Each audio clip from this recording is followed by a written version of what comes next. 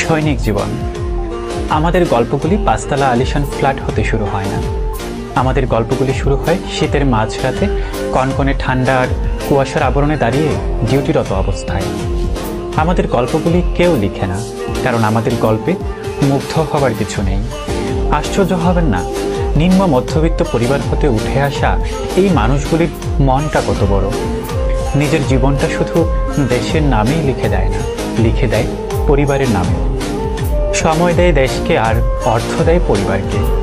এদের নিজের বলতে কিছু নেই। পরিবারের চাহিদা পূরণ করতে করতে নিজের চাহিদা ভুলে যায়।